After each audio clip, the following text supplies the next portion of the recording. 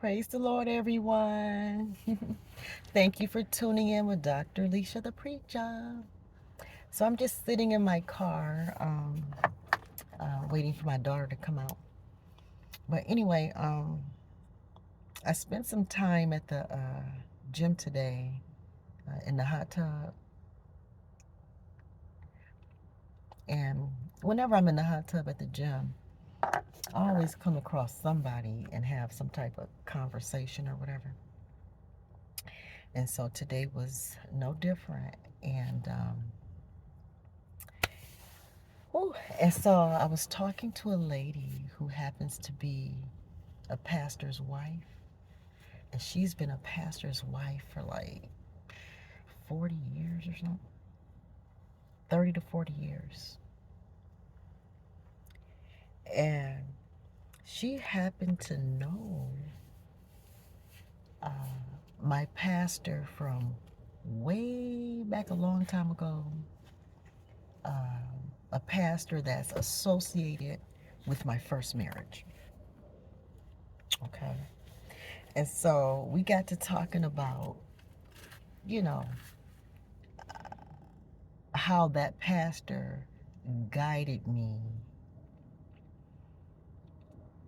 um, the impact he had on my marriage and the marriage. I sought his counsel um, to start the divorce. Okay. So back in the day, the type of religion I was under, that particular pastor, there were a lot of strict rules. It was Pentecostal apostolic type church. So there were a lot of standards and rules to follow, at that church. And, but when it came time to getting divorced, the rule was you couldn't divorce unless you had permission. There was a process. Okay. Well, I made it through the process. Okay, flying colors, made it through the process. um, this particular pastor, he rarely allowed women to get divorced. He just nah. A woman getting divorced was like, nah. So this woman was able to help me see some things, you know. Um, and it's possible that that divorce was, I mean, I don't regret the divorce. Don't get me wrong. At the time, things were pretty, yeah. But the pastor granted my divorce based on something that he himself was guilty of.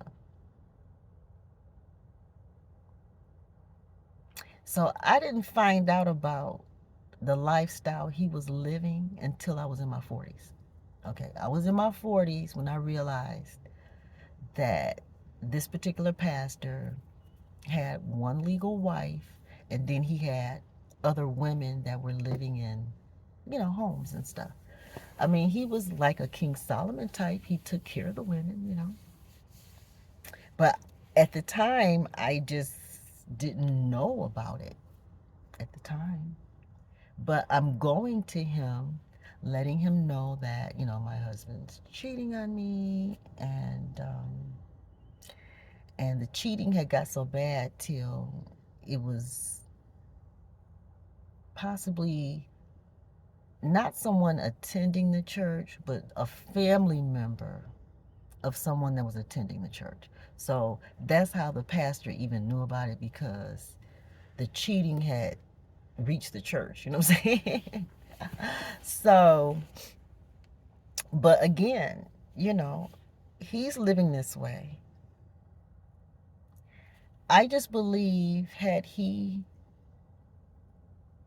been open about his lifestyle, you know, that it's possible. It's possible that I may not have ended up divorced. Had I known that most men, now I'm not saying all men, but most men juggle multiple women. One way or another, they are juggling multiple women. Married ones, single ones, all of them. So, you know, not every single man. I can't say that. But I haven't really met any men, in my whole life. I mean, I can't control the men that are in my world. I can't control the men that I was born into, the family I was born into. I can't control the men that I was exposed to in a whole high school building. I mean, you know what I mean? Come on. I can't control the men that I was exposed to I can't control who I'm exposed to all the time. You have to go to school, work, church, different places and things. You're going to go. And wherever I go, there's usually the majority of the men are unfaithful. I've been married twice, and in both cases, the men were not committed to me, and end up with other women, ultimately. One way or another, however you want to slice it and dice it. So, I told her that I believe moving forward that pastors need to be honest. And she was like, oh, no, no, no, no. Oh, no, no, no. No, the oath is, pastors are to preach the word and have one wife and be faithful and all this kind of stuff. And I'm like, okay, well, that's the way it could be. Now, does the Bible have other scenarios that people live under? Of course it does. I just don't see in the Bible where it just says that a man can't have multiple wives. I do see where, certain leadership positions, it mentions in there one of the disciples, not even all the disciples suggest this. Just, I think one or two maybe suggested one wife. And one of the disciples that suggested it wasn't even married. He said, hey, just stay single like me. Just run through them. Stay single like me and just run through them, right? So,